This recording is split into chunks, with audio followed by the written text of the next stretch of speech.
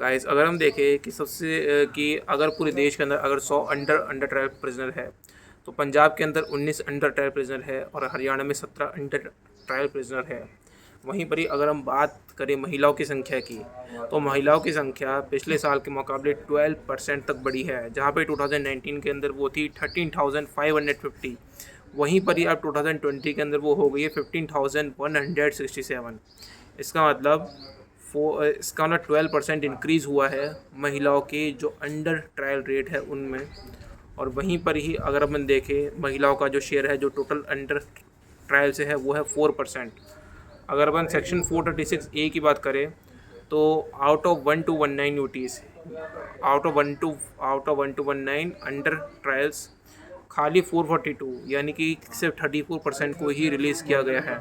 Section 436A हमें ये right देता है कि अगर हमने मैक्सिमम सेंटेंस ऑफ इम्प्रिजनमेंट जो किसी अपराध का दिया गया है, अगर हमने उसका हाफ भी, अगर हमने इन्वेस्टिगेशन, इंक्वायरी या फिर हमने ट्रायल जो कोर्ट में होते हैं उसके दौरान अगर हमने वो काट ली है, तो हमें सज़ा कम मिलेगी। तो हमें सज़ा उसके मुकाबले जितना हमने काटा है उतना कम हो जाएगा अगर हम कन्विक्ट होते हैं, अगर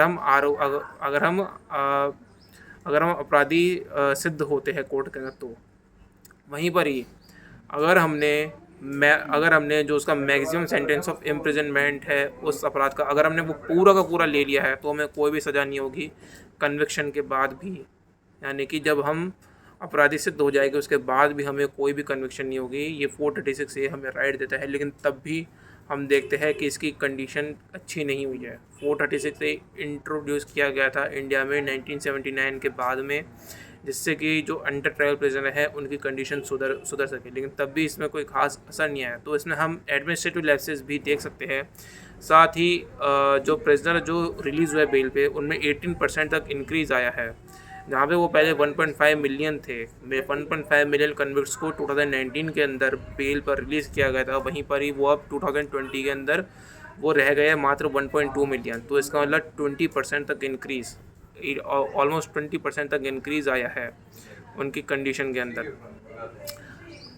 तो गाइस अगर हम देखें इस चीज़ को, तो इस चीज़ में हम यही कह सकते हैं कि इसका सॉल्यूशन क्या होना चाहिए। सॉल्यूशन ये होना चाहिए जो सुप्रीम कोर्ट ने पहले कहा है कि लोअर कोर्ट को, जुडिशियल मजिस्ट्रेट की जो कोर्ट होती है, उनको मैकेनिकली ग्रांट ऑफ बेल को खारिज नहीं करना चाहिए और उनको रिमांड को भी आगे अप्रूव नहीं करना चाहिए। मैकेनिकली का मतलब उनको बिना एप्लीकेशन ऑफ माइंड के ना ही तो रिमांड आगे बढ़ानी चाहिए, ना ही उनको बेल खारिज करनी चाहिए। उनको अपना माइंड उसमें अप्लाई करना चाहिए कि फैक्चुअल सिचुएशन क्या है, लॉ क्या कहता है, क्या हमें किसी पर्सन को बेल देनी चाहिए। ये नहीं हो कि मात्र हम केवल एक प्रोसेस को फॉलो करना है हमें, जैसे सेक्शन 167(2) में दिया गया है प्रोसेस, तो हम खाली उस प्रोसेस को फॉलो करते रहे और हम बस केवल हम जो है रिमांड को हम आगे बढ़ाते रहे हर 15 डे पे।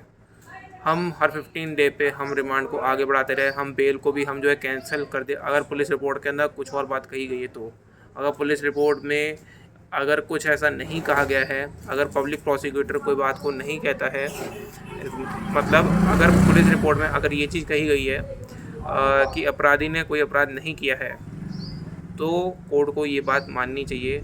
अगर पुलिस रिपोर्ट में ये कुछ नहीं कहा गया है कि अपराधी ने अपराध किया है, उसको बेल नहीं देनी चाहिए वगैरह वगैरह, तो कोर्ट को खुद से आगे बढ़ कर के देखना चाहिए कि क्या अपराधी ने अपराध किया है। तो इस चीज़ में कोर्ट आगे बढ़े और देखे समझे कि क्या करना चाहिए।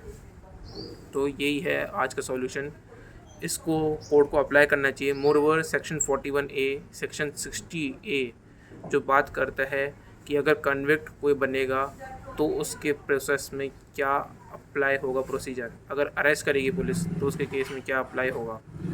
Moreover section 51, section 54, section 50 sub section 4 जो कि ये बात करता है कि कोर्ट को देखना चाहिए कि क्या पुलिस ने वाकई में सेक्शन 50 ऑफ CRPC, जो कि ये बात करता है कि पुलिस को पूरे अरेस्ट के ग्राउंड देने होंगे, सब कुछ करना होगा, यानी कि जो केस डायरी जो पुलिस देती है उसको पूरा करना होगा, देना होगा। तो क्या पुलिस ने उसके अंदर एडिक्वेट रीजंस कहे हैं, क्या वो सिद्ध होते हैं एडिक्वेट रीजंस, क्या वो रीजंस जो पुलिस ने दिए है कि हमने इस बिहाफ पे अरेस्ट किया, क्या वो सिद्ध होते हैं। कोर्ट को इन सब चीज़ों को देखना चाहिए। मोरओवर सेक्शन 167(2) जिसके अंदर ये बात कही गई है कि up to 7 years of imprisonment अगर किसी को भी होता है तो उसके अंदर एडिक्वेट रीजंस होने ही चाहिए। पुलिस रिपोर्ट में ये बात होनी चाहिए, केस डायरी जो होती है पुलिस की, कि इस अपराधी को बेल नहीं दी जानी चाहिए, इस अपराधी को 15 डेज़ के बियॉन्ड पर भी इसको रिमांड में भेज देना चाहिए, पुलिस रिमांड और इधर जुडिशियल रिमांड, तो कोर्ट को तब देना चाहिए। अदरवाइज़ कोर्ट को बिल्कुल भी उसकी ना ही तो जुडिशियल और पुलिस रिमांड को बढ़ाना चाहिए, ना ही कोर्ट को 15 दिन से ज़्यादा का एक आदमी को जेल के अंदर रखना चाहिए।